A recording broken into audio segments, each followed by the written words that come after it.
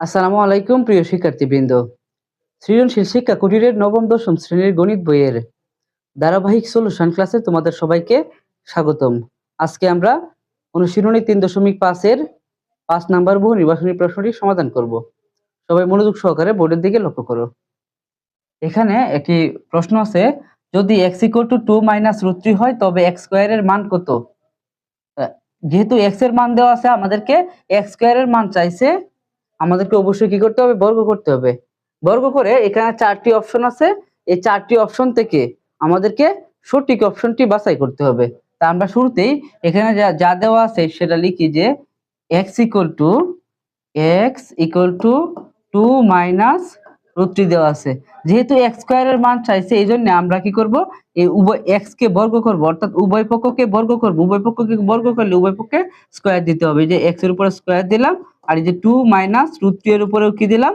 Square দিলাম। উভয় পক্ষরে কি করলাম? বর্গ করলাম। এখন আমরা এই 2 কে ধরি a আর √3 কে ধরি b, তাহলে কি হবে?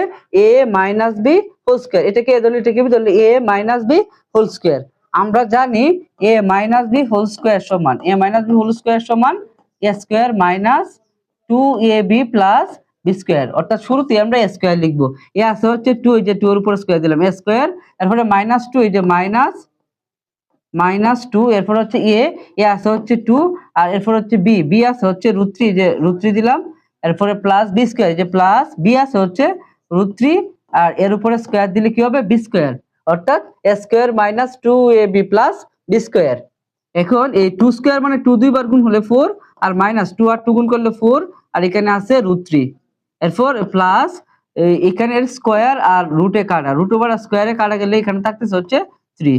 এখন এই যে প্লাসের 4 আর প্লাসের 3, প্লাসের 7 আর এখানে মাইনাসের 4 √3।